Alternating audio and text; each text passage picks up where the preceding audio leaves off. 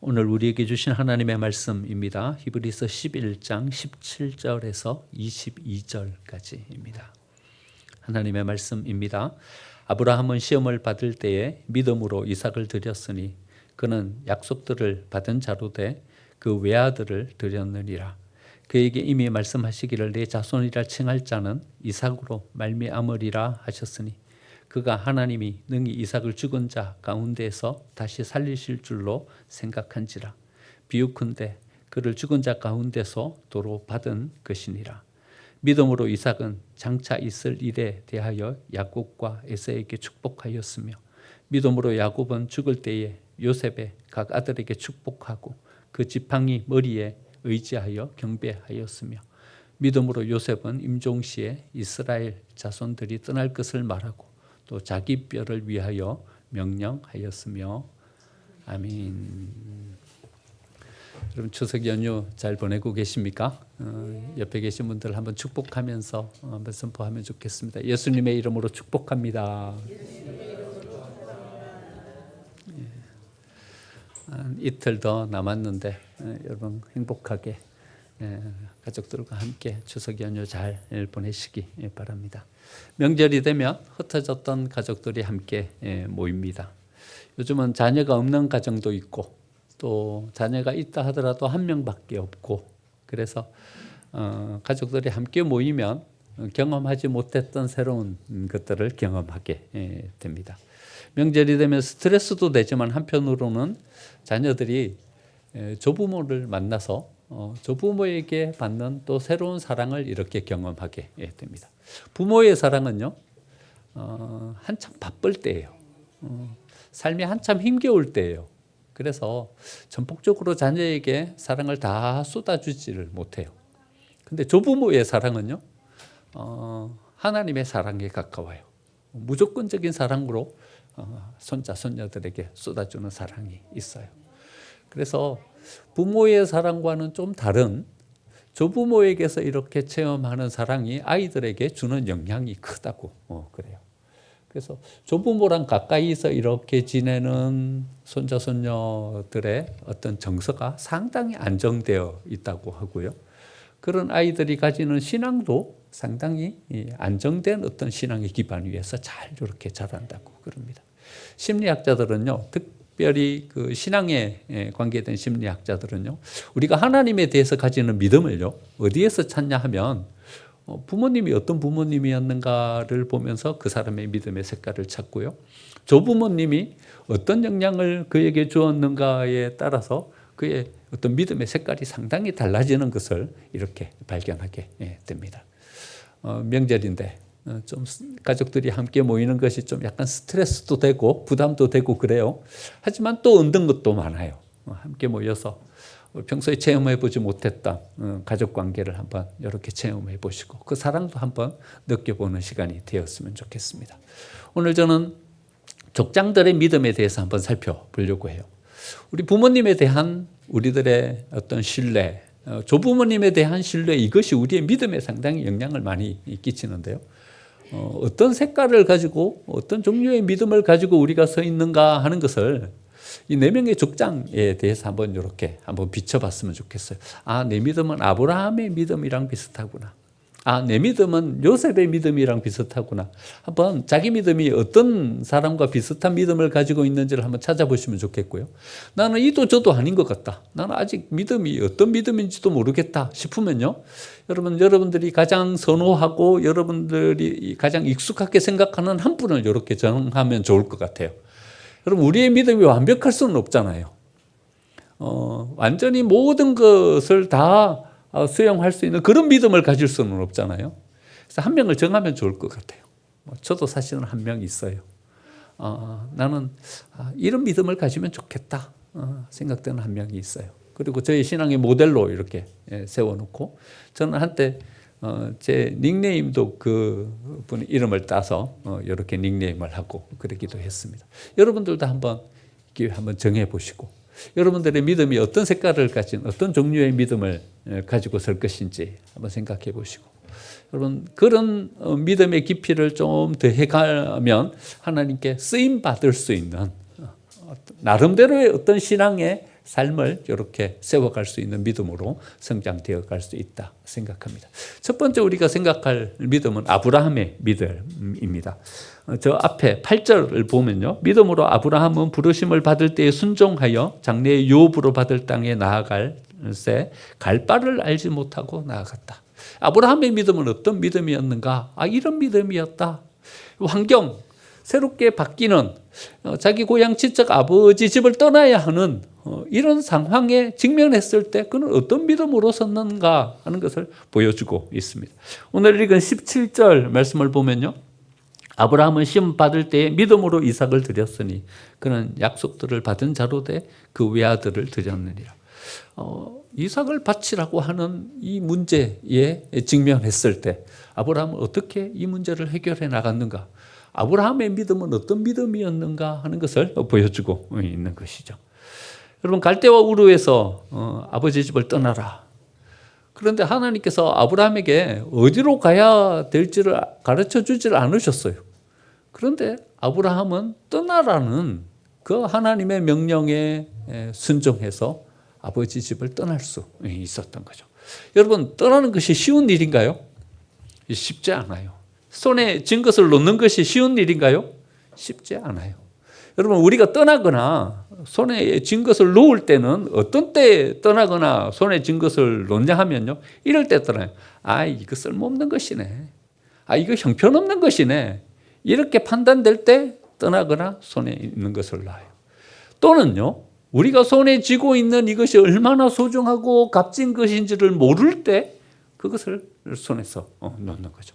그러나 내가 가지고 있는 것이 얼마나 소중하고 값진 것인지를 알아요. 그런데 그걸 놓으래요. 그러면요, 이것을 놓는 것은 쉽지가 않은 거죠. 갈대와 우르, 여기는 어딘가 하면요, 메소포타미아 문명의 중심이에요. 여러분, 메소포타미아 문명의 중심이면요, 아브라함은요, 가장 문명적으로 발전되어 있는, 쉽게 말하면 좋은 땅에서요, 앞선 문명과 앞선 기술이 있는 그 땅에서 삶을 살아가고 있었던 그런 사람이었던 거죠. 여기에서요, 뒤이어서 아수르 제국이 서고요. 거기에서요, 바벨론 제국이 서고요. 거기에서 페르시아 제국이 서요. 그러니까요, 앞으로 세계를 지배할 모든 나라들이 어디에서 세워지게 되냐 하면요, 아브라함이 살았던 갈대와 우르, 여기에서 모든 민족들이 서고요. 거기에서 세계의 지배자들이 생기게 되는 거죠. 근데 하나님은요, 아브라함에게 갈대와 우르를 떠나래요. 아무리 좋은 곳으로 가도요, 이보다 좋은 곳을 찾기는 어려워요. 아무리 축복된 땅을 찾으러 가도요, 메소포타미아 문명, 앞선 기술이 있는 삶의 편리함이 다 갖추어져 있는 여기를 떠나서 더 좋은 것을 찾기는 어려워요. 근데 아브라함은요, 믿음으로 그곳을 떠날 수 있었던 거죠. 이삭을 바치래요. 여러분, 젊었을 때는요, 좀 대안이 있었어요. 이스마엘이라도 좀 낳으면, 그러면 하나님이 사라를 통해서 이삭을 주지 않는다 할지라도 내 뒤를 이어서 재산도 많이 이제 좀 불려놨고 소유도 좀 넉넉하게 생겼고 자기 집에서 길리온 종이요, 아브라함 밑에 300명이 넘었어요. 그러니까 좀 제법 살만한 어떤 그런 지위와 어떤 기반을 가진 삶이었죠. 그런데 그것을 이어받을 사람이 없어요. 이제는요, 이스마엘도 쫓아내버렸어요. 이삭이 태어나가지고 둘이 갈등이 생기니까 이스마엘 쫓아내버렸잖아요. 그런데 이삭을 바치면요, 이제 100살도 훅 지났어요. 이제 죽을 날이 얼마 남지 않은 때인데 이삭을 바치면 어떡해요? 막막한, 어찌할 수 없는 그 상황 가운데서 아브라함은 믿음으로 이삭을 바칠 수 있는 사람이었다는 거죠.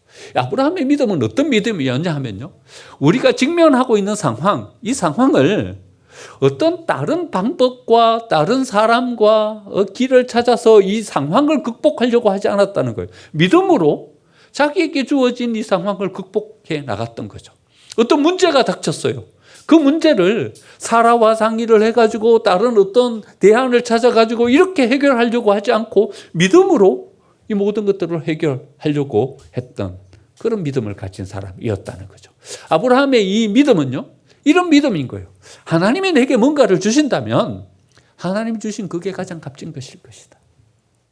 하나님이 나보고 뭘 하라고 하시면 하라고 하는 그것이 내가 판단하고 내가 선택하는 그것보다 훨씬 더 값진 것일 것이다. 그래서 아브라함은 믿음으로 그 길을 갈 수 있었던 것이죠. 환경을 바꾸어서 문제를 해결하는 것. 여러분, 여기에는 분명한 한계가 있어요. 왜냐하면요, 환경을 바꾸기는 쉽지 않기 때문에 그래요. 환경이 바뀌면 쉽게 문제가 해결되죠. 그런데 그 환경이 쉽게 바뀌어요? 환경을 바꾸는 것은 되게 어려워요. 두 번째 방법은요, 사람을 바꾸면 돼요. 사람을 바꾸어도 문제가 쉽게 해결이 될 수 있어요. 능력을 가진다든지 힘을 가진다든지. 사람을 바꾸어도 문제를 쉽게 해결해요. 그런데 사람이 잘 바뀌어요? 사람은요, 분명한 한계를 가지고 있는 존재예요. 바뀐다고 쉽게 훅 바꿀 수 있는 그런 존재가 아니에요. 자기가 가지고 있는 능력 빤해요. 나아갈 수 있는 범위 빤하게 다 보여요. 그러니까요, 우리는 주변에 있는 사람 보고, 아내 보고, 당신이 좀 바뀌면 좋겠다 말하지만요, 여러분, 아내가 바뀔 수 있는 한계, 능력의 치가요, 분명하게 이렇게 보여요. 남편 보고, 왜 당신 그거밖에 안 되냐고 말하지만, 여러분, 사람이 가지고 있는 능력은 한계가 빤하게 보여요. 바꾸고 싶지 않아서 안 바뀌는 것이 아니라, 바꾸고 싶어도 못 바꾸는 거예요. 또 사람은요, 이기심이 있는 거예요. 이기심에 사로잡혀서 살아가기 때문에요. 그 이기심의 한계를 벗어나지를 못해요. 아브라함은 이걸 알았어요. 환경, 그거 바꾸는 거 쉽지 않다. 사람, 그거 바꾸는 것도 쉽지 않다. 자기에게 주어진 모든 여러 가지 상황과 문제들이 거기 앞에 놓여졌지만 그는 믿음으로 이 모든 것들을 헤쳐가려고 했던 거죠. 상황보다 하나님이 더 세다. 사람들이 가지고 있는 여러 가지 문제, 그것보다 하나님은 더 큰 능력을 가지고 계신다. 이 믿음이 아브라함에게 있었다는 거죠. 아브라함과 비슷한 믿음을 가진 사람이 모세예요. 모세는요, 문제가 생길 때마다 하나님 앞에 엎드렸어요. 여러분, 출애굽기를 쭉 읽어보면요, 민수기를 쭉 읽어보면 계속해서 반복돼서 나오는 말이 있어요. 그 말은 무슨 말인가 하면요, 하나님 앞에 엎드리니라, 이 말씀이에요. 그러니까 모세도 이걸 알았어요. 홍해가 앞에 딱 가로막혔어요. 어째야 되냐 이거. 우리 지난번에 한번 생각해 본 것처럼 산으로 도망가거나 아니면 가지고 온 수레 이런 걸로 가지고 뗏목 만들어서 홍해를 건너거나 이러지 않았다는 거예요. 어쨌냐 하면요, 하나님 앞에 엎드렸는 거예요. 상황을 바꾸거나 어떤 사람을 통해서 문제를 해결하는 것이 아니라 하나님의 능력을 믿는 믿음으로 모든 것을 해결해 가려고 했던 거죠. 광야로 딱 나갔는데 마실 물이 없는 거예요. 그러면 이렇게 명령하면 되겠죠. 야, 물 나올 곳, 물 나올 만한 곳을 한번 파보자. 야, 너는 거기서 힘을 합해갖고 파보고, 너는 여기서 한번 파보고, 한번 팔 수 있는 대로 한번 파보자. 그러지 않았다는 거예요. 하나님 앞에 엎드리는 거예요. 고라, 다단, 아비람, 온이 반역을 하면서 일어났어요. 야, 니네만 레위냐? 니네만 제사장이냐? 우리도 한번 기회를 달라. 그러자 그 사람들 붙잡고 그 사람들을 설득하고 그 사람들을 이해시키려고 하지 않았어요. 하나님 앞에 엎드리는 거예요, 그냥. 그러니까 아브라함하고 비슷한 믿음을 가진 사람이 모세인 거죠. 여러분, 우리가 하나님 앞에 믿음을 가지고 서면요, 이 믿음을 통해서 하나님의 어떤 새로운 역사가 우리 삶 속에 이렇게 주어지는 거예요. 그 하나님의 힘은요, 그 환경보다 더 큰, 우리가 해결할 수 있는 어떤 문제의 해결의 능력보다 더 큰 하나님의 능력을 우리의 삶 가운데 담고 나아갈 수 있는 거죠. 여러분들의 믿음이 아브라함과 비슷하십니까? 그럼 아브라함을 딱 붙잡으세요. 모세랑 비슷하십니까? 그러면 모세를 딱 붙잡으세요. 그리고 나는 이런 믿음으로, 이런 색깔을 가진 믿음으로 내 삶을 세워가고 내 신앙을 세워가겠다. 한번 정해 보시는 것도 좋다 생각합니다. 두 번째 축장은요, 이삭입니다. 이삭은요, 잘 받아들이고 수용하는 믿음이에요. 이삭은요, 이 소화시킬 수 있는 소화력이 있는 믿음인 거예요. 20절 말씀 보니까 믿음으로 이삭은 장차 있을 일에 대하여 야곱과 에서를 축복하였으며, 이 야곱과 에서를 축복하였으며, 이 말씀이요, 간단하게 이렇게 되어 있지만 이 창세기로 돌아가서 이삭이 야곱과 에서를 축복하는 장면을 보면요, 이삭이 어떤 믿음을 가진 사람인지를 이렇게 볼 수 있어요. 이삭은요, 에서가 사냥에서 돌아오고 난 후에야 비로소 자기가 축복한 사람이 에서가 아니라 야곱이었다는 걸 알게 됐어요. 다 축복해버렸어요. 장자의 축복을 야곱에게 다 해버렸어요. 에서인 줄 알고 다 축복해버렸어요. 근데 나중 보니까 에서가 사냥에서 돌아와갖고 음식을 만들어갖고 온 거야. 아니, 넌 누구냐? 근데 제가 에서예요. 그럼 아까 걔는 누구냐? 야곱이 속인 거예요. 속여가지고 축복을 다 가로챈 거예요. 그러면 어쩌면 돼요? 어쩌면 돼요? 다시 축복하면 되는 거죠. 뭐 에서를, 야, 네가 에서냐? 다시 와라. 내가 야곱이 에서 넣은 줄 알고 축복을 잘못해버렸네. 야, 다시 서. 그래가지고요, 더 세게 축복해버리면 되죠. 그 에서에게. 더 세게. 더 큰 축복으로 마음을 더 담아서 축복해버리면 되는 거죠. 에서를 축복하면 되는 거 아니에요? 뭐 문제가 돼요, 그게? 여러분, 야곱을 축복한 게 문제가 돼요? 우리의 관점과 우리의 안목으로 볼 때요, 하나도 문제가 안 돼요, 여러분. 그건 뭐 문제예요? 에서를 더 축복해버리면 되는 거지. 더 세게 축복해버리면 되는 거지. 그게 뭐 문제예요? 근데 이삭은 그래 안 해요. 그래 안 해요. 야, 이게 뭐지? 하나님은 여기 어떤 섭리를 가지고 이 일을 이렇게 만드신 거지? 여러분, 주권이 자기에게 있지 않아요. 하나님이 일을 이렇게 만드셨다면 여기엔 분명히 하나님의 어떤 계획과 섭리가 있을 것이다. 받아들여요, 그걸요. 그래가지고 애써 자기 손에서 그걸 바꾸어가지고 에서를 축복하지 않는 거예요. 하나님이 이렇게 만드신 거다, 이거는.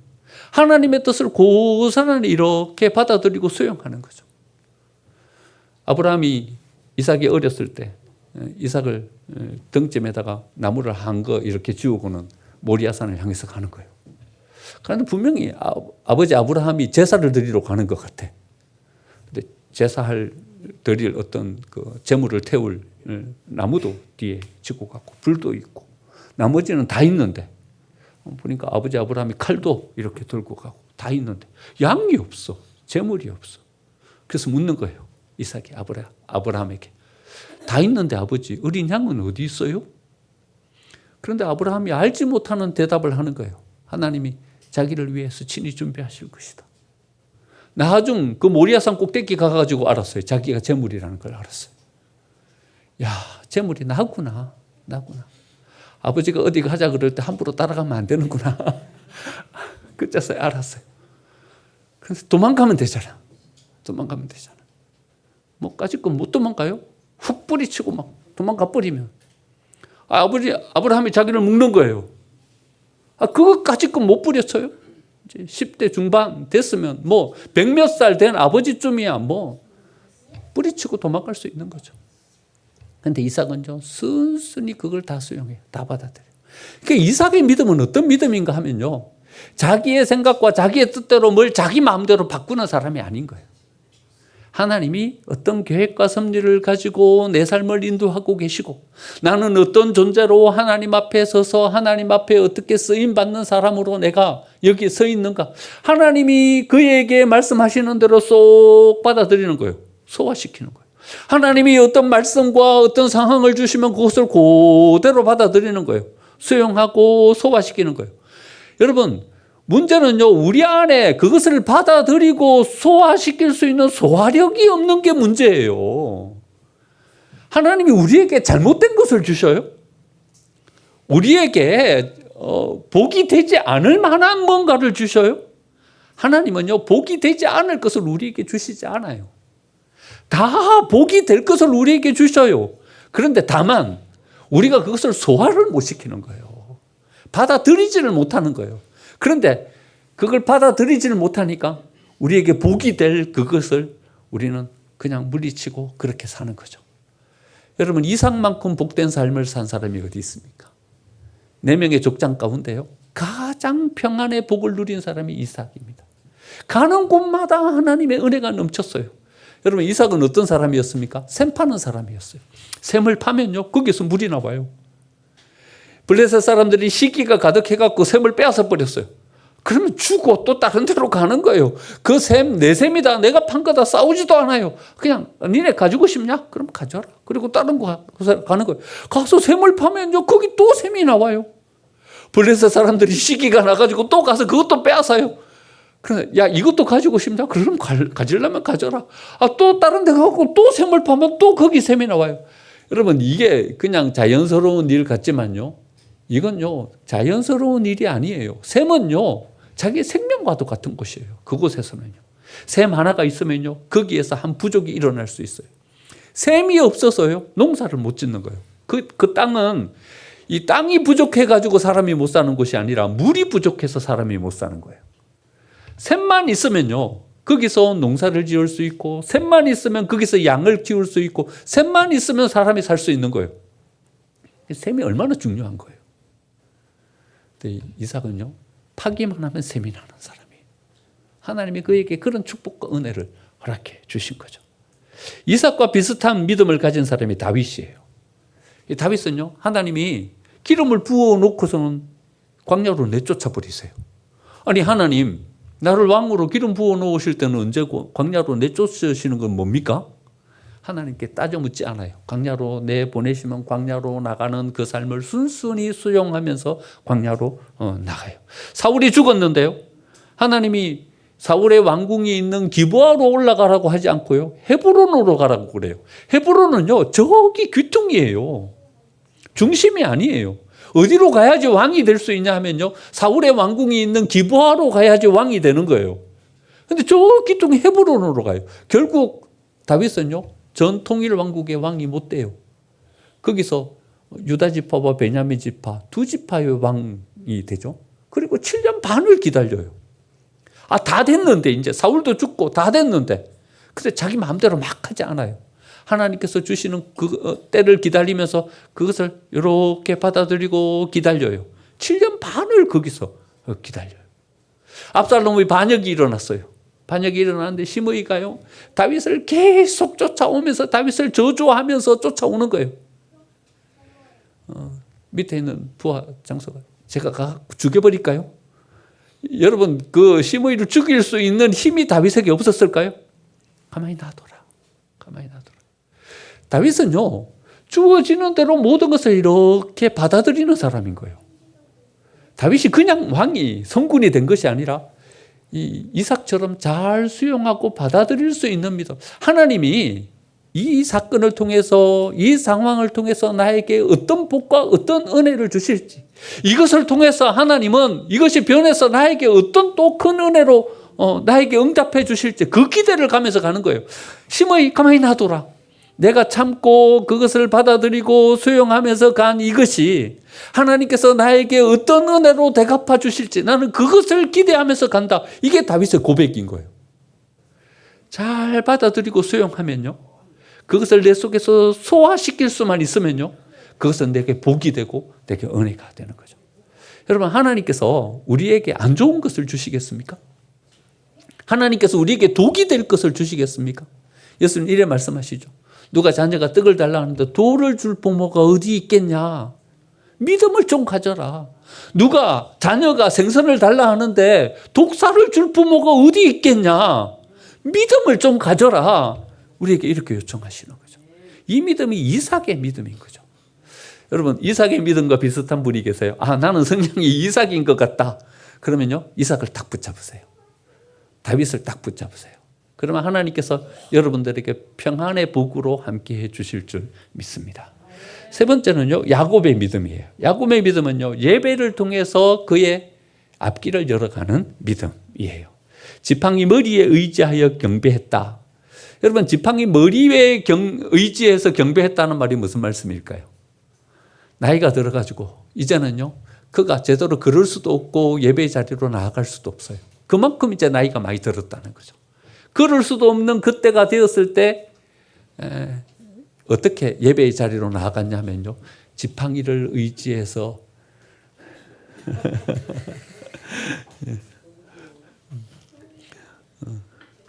우리에게 주는 위트예요. 그렇죠? 지팡이 머리를 의지해서 나아갔다는 것은요 그가 더 이상 움직일 기력이 없을 때까지 예배의 자리로 나아가서 예배했던 사람이었다는 거죠. 그러고 나서 야곱의 삶을 이렇게 되돌아보면요, 야곱은 예배를 통해서 그 길을 열어가는 사람이에요. 아버지를 속이고 형 에서의 축복을 가로챘어요. 그리고 축복은 받았어요. 그런데 주어지는 상황은요, 너무나도 어렵고 힘겨운 상황이 그에게 딱 주어지는 거예요. 에서가 자기를 죽이려고 하는 거예요. 에서가 자기를 죽이려고 하는 그것을 피해서 외삼촌 라반의 집으로 밤에 도망을 가죠. 도망을 갔는데 그때 상황을 어떻게 이야기하냐면 이렇게 이야기해요. 도망가는 야곱의 그 상황을요, 해가 저물고 있었다. 여러분, 성경에 이 표현이 해가 저물고 있었다, 이 표현과 야곱이 처한 그 절박한 상황과 비슷한 어떤 뉘앙스를 주는 거예요. 해가 저무는 거예요. 해가 저기 떠 있으면요, 내가 뭔가를 할 수 있는 거죠. 그리고 뭐 어떤 방법을 찾고 길을 찾을 수 있는 거죠. 해가 져버리면 어떻게 돼요? 이제 캄캄해서 아무것도 할 수 없는 상황이 된 거예요. 야곱의 절박한 상황을요, 고스란히 이 성경이 표현해 주고 있는 거예요. 돌베개를 베고 잤다. 여러분, 돌베개 베고 한번 잠을 청해 보셨습니까? 저는 어릴 적 할아버지가 이 딱딱한 목침을 베고 잘 주무시길래, 야, 목침이 진짜 좋은 건가 보다 하고서는 목침을 베고 한번 잡으려고 해봤어요. 아이, 딱딱해가지고요, 잠이 안 오더라고요. 이 딱딱한 베개를 왜 베고 주무시는지 모르겠다, 이런 생각을 한 적이 있어요. 돌베개를 베고 잤다는 것은요, 여러분, 야곱의 상황이 어떤 상황이었는지, 그가 직면한 그의 삶이 어떤 이 고난의 삶이었는지를 고스란히 표현해 주고 있는 거죠. 잠을 잘 수가 없었어요. 잠을 잘 수가 없었어요.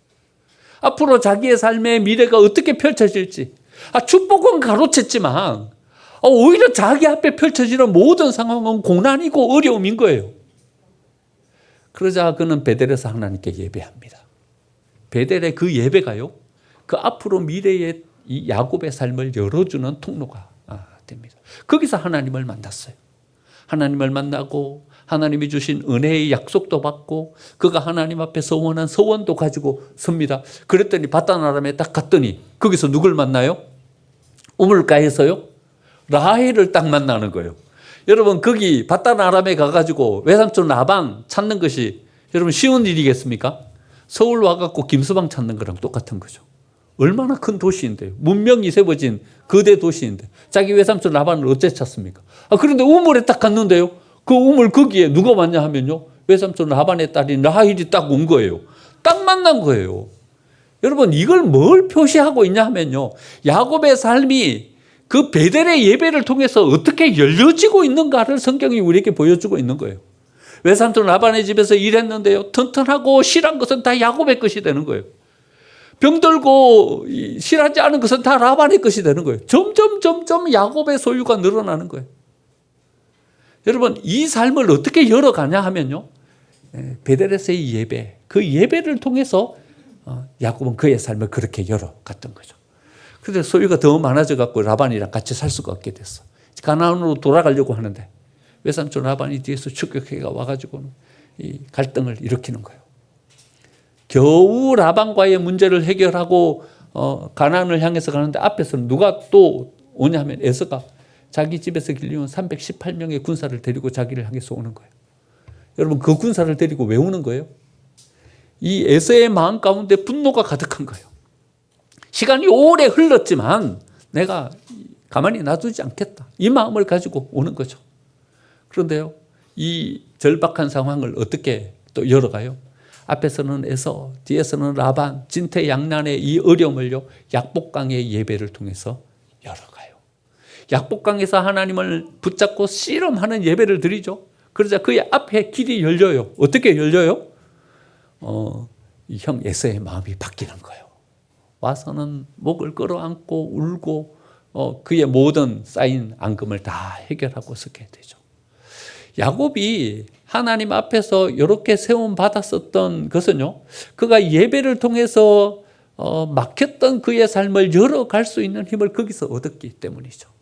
외삼촌 라반의 집에서 13명의 자녀와 함께 부유한 어떤 풍요를 그의 삶 가운데 누릴 수 있게 된 것은 예배를 통해서 그의 삶을 열었기 때문이죠. 이와 비슷한 닮은 믿음을 가진 사람은 느헤미야예요. 여러분 이제 성경 읽기 느헤미야서를 이제 월요일부터 읽게 될 텐데요. 화요일부터 읽게 될 텐데요. 느헤미야를 보면요. 느헤미야는 뭘 통해서 다 자기의 길을 열어가냐 하면요. 예배를 통해서 길을 열어가요. 아닥사스다의 수상궁에 거하게 되는데 예루살렘 소식을 듣게 되는 거예요. 예루살렘 소식을 들었을 때 여러분 느헤미야가 한 것이 뭔지를 우리가 자세히 살펴볼 필요가 있어요. 느헤미야는 뭘 하냐면요. 거기서 예배해요. 예배하면서 그는 뭘 찾냐 하면요.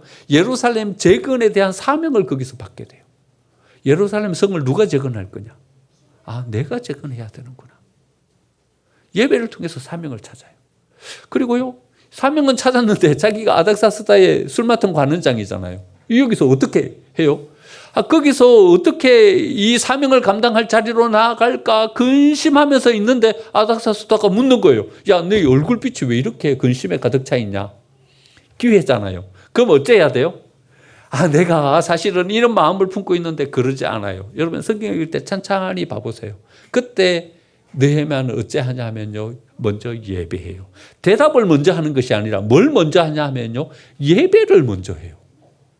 예배하고 아닥사스다에게 이야기를 하는 거예요. 그러자 아닥사스다가 그걸 허락하고 총독으로 그를 예루살렘으로 보내게 되는 거죠. 예루살렘에 가가지고 예루살렘 성벽을 재건하는 이 사역을 이루는데요. 도비아가요.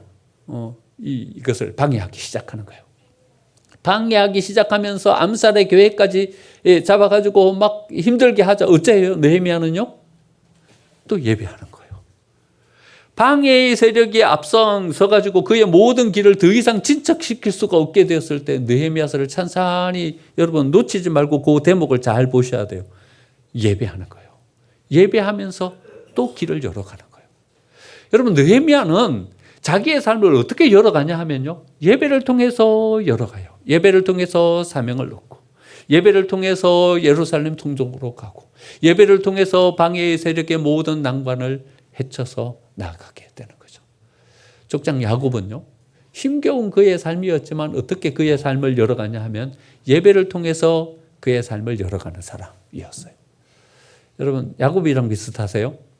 그러면 야곱과 느헤미야를 이렇게 잡아보세요. 여러분 예배하면서 하나님께서 주시는 은혜 그것을 우리의 삶 속에 담으면 우리의 삶은 그렇게 복되게 열어갈 수 있어요. 마지막 요셉이요. 요셉은 어떤 신앙이었어요? 고난이 많은 삶이었어요. 고난 가운데 그 믿음을 지킨 사람이었던 거죠. 여러분 고난 가운데 믿음을 지키기가 쉬울까요? 쉽지 않아요. 고난이 딱 닥치면요. 뭐가 딱 오냐 하면요. 회의가 딱 와요. 야, 이거 하나님 믿는 게 뭔 소용이냐? 하나님 믿는 게 뭔 소용이냐? 회의가 딱 닥쳐와요. 내가 지금까지 참고 인내하고 내가 땀 흘리면서 봉사한 이것이 다 무슨 소용이냐? 고난이 오는데 이게 뭔 소용이냐? 이 믿음의 회의가 오는 거죠. 그래서 고난 앞에 믿음을 지키기가 참 어려워요. 그런데요, 이 고난 앞에 믿음을 지켜가는 사람들은 많아요. 욥도 고난 앞에서 믿음을 지켜가죠. 다윗도 그 고난 앞에서 믿음을 지켜가죠. 요셉도 고난 앞에서 믿음을 지켜가요. 왜냐하면요, 여기서 끝낼 수는 없으니까. 여러분 고난 거기서 마침표를 찍으면 어떻게 됩니까? 그 삶은 실패의 삶인 거죠. 거기서는 마침표 찍을 시간이 아니에요. 고난 받고 있어요. 삶이 엉망이에요. 바닥으로 내려앉았어요. 광야예요. 여러분 거기서 마침표 찍으실 겁니까? 광야에서요? 삶이 내려앉았을 때 거기서 마침표 찍으시겠습니까? 그때는 마침표 찍을 때가 아니에요. 여러분 근데 우리는 흔히 이런 실수를 해요. 거기서 마침표를 찍어버리는 거예요. 그럼 우리의 삶은요, 실패로 끝나요. 패배자로 끝나요. 아무것도 손에 가진 것이 없는 사람으로 인생을 마치는 거예요. 거기는요, 마침표 찍을 곳이 아니에요. 그건 지켜야 돼요. 요셉은요, 이 고난 가운데 믿음을 지켜간 사람이에요. 그런데 요셉의 믿음은요, 여기에서 멈추질 않아요. 요셉의 믿음은 어떤 믿음인가 하면요, 성공했지만 변하지 않고 썩지 않는 믿음을 가진 사람이에요. 여러분, 이게 요셉의 믿음의 특징이에요. 성공하면요, 다 변해요. 다 변해요. 다윗, 여러분, 처음에는 얼마나 신실한 믿음을 가지고 섭니까? 하지만 왕이 되고 그가 원하는 것을 다 얻고 나자 우리아를 죽이고 우리아 아내를 빼앗아요. 솔로몬, 맨 처음에는 얼마나 신실한 믿음을 가졌습니까? 그런데 그가 왕이 되고 왕의 자리가 견고해지자 그는 타락해 버리고 맙니다. 안 변한 사람이 어디 있습니까? 사울 다 변했어요. 원하는 것을 손에 쥐고 나면요, 사람들은 다 변하게 돼 있어요. 자기가 얻고 싶은 것을 자기 손에 붙잡고 나면요, 다 변해요. 믿음도 변하고 생각도 변하고 다 변해요. 그런데요, 성공했지만 변하지 않은 사람이 요셉이에요. 요셉은요, 성공했지만 변하지 않았어요. 왜 변하지 않았어요?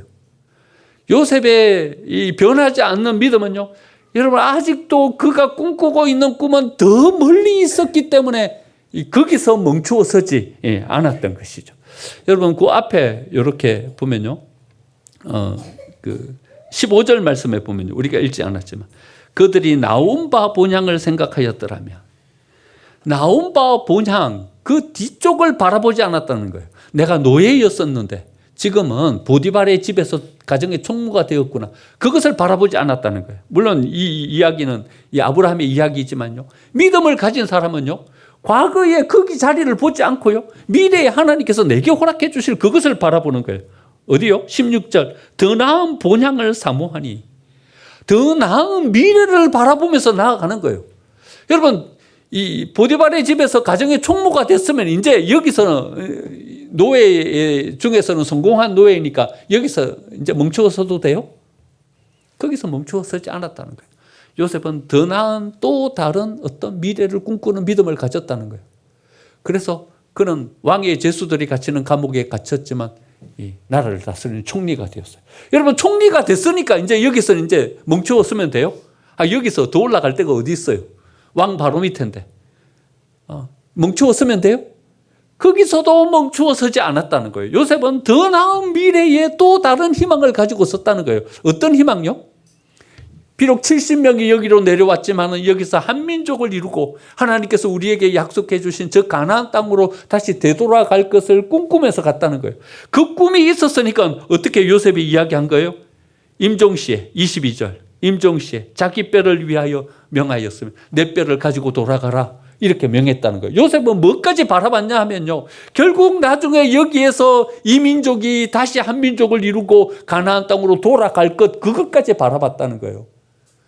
요셉의 믿음은 어떤 믿음인가 하면요, 가다가 여기에서 멈추어서는 믿음이 아니라 더 큰 미래를 꿈꾸고 또 더 나은 소망을 가지고 서고 거기에서 멈추지 않고 또 더 나은 뭔가를 바라보면서 꿈꾸는 그런 믿음이었다는 거예요. 여러분, 은혜가 왜 멈추어서요? 하나님이 주신 복이 왜 그만큼 여기서 멈추어서요? 우리가 멈추어서기 때문에 그런 거예요. 더 나은 은혜를 바라보면서 나아가면요, 믿음을 가지고 서면요, 하나님은 거기에 또 더 나은 응답으로 우리에게 오시는 거죠. 요셉처럼 축복 속에서도 썩지 않은 믿음을 가진 사람이 다니엘이죠. 다니엘은요, 포로로 잡혀가지고 가르침을 받는 학생이었어요. 학생이었을 때도 신실한 믿음을 가졌어요. 하지만 그가 환관이 되었을 때도 변하지 않는 믿음을 가졌어요. 이제는요, 술사가 되었을 때도 똑같은 믿음을 가졌어요. 나중에 총리가 되었어요. 이제는요, 올라갈 때까지 다 올라갔어요. 그런데도요, 왕의 조서에 의인이 찍힌 것을 알았어요. 다른 신에게 기도하면 사자굴에 던져지는 거예요. 잃을 게 얼마나 많아요. 여러분, 처음에는 잃을 것이 없으니까 믿음을 가지는 거예요. 신앙으로 사는 거예요. 그런데요, 점차 올라가고 더 많은 것을 가지면요, 신앙으로 살기가 어려워요. 왜 그런 줄 아세요? 잃을 게 많아요. 믿음으로 살고 신앙으로 살면 잃을 게 많은 거예요. 그래서 신앙으로 못 사는 거예요. 하지만 이 다니엘은요, 끝까지 이 믿음을 변하지 않는 거예요. 환관이었을 때나 술사였을 때나 총리였을 때나 똑같은 믿음을 가지고 서는 거예요. 30일만 기도 안 하면 돼. 30일 기간이 정해져 있어요. 30일 동안 기도 안 한다고 하나님이 다니엘에게 뭐라 그러겠어요? 일평생 기도한 사람인데. 기도하더라도 한밤중에 문 닫아놓고 지하실 들어가서 기도하면 안 돼요? 그때 다니엘의 믿음은 타협이 없는 신앙이었다는 거죠. 문을 열어놓고 그 밑에서 다니엘이 기도하나 기도 안 하나 보고 있는 줄 뻔히 알면서도 문을 열어놓고 큰 소리로 하늘을 향하여서 기도했다는 거죠. 다니엘의 믿음은요, 자기가 성공했다고 해가지고 썩는 믿음이 아니었다는 거예요. 자기가 얻을 것을 얻었다고 해서 변하는 믿음이 아니었다는 거예요. 요셉이 왜 위대한 믿음인가 하면 성공했지만 썩지 않는 믿음을 가졌기 때문에 요셉의 믿음이 큰 믿음이라는 거죠. 여러분 4명 족장 한번 이렇게 살펴봤는데요. 여러분 어떤 족장에 여러분들 가까우십니까? 한번 한 사람을 선택해 보시죠. 그 족장의 믿음을 쫓아서 우리의 믿음을 이렇게 한번 세워보시죠. 믿음의 이야기를 하면요. 신앙이 없는 분들은 이렇게 이야기해요. 비웃어요. 믿음으로 되냐? 비웃어요. 하지만 여러분 믿음으로 돼요. 믿음으로 돼요. 믿으세요? 믿음으로 돼요. 예수님 병자를 향하여서 이렇게 말씀하셔요. 믿느냐? 믿느냐? 믿습니다. 우리가 믿음을 고백하고 서자 예수님 이렇게 말씀하셔요. 내 믿음대로 될지어다. 우리의 믿음대로 되는 거예요. 굳센 믿음 가지고 서서 하나님께서 우리에게 주시려고 하는 은혜, 우리의 삶 가운데 충만하게 받아 누리는 저와 여러분이 되시기를 간절히 축원드립니다. 아멘.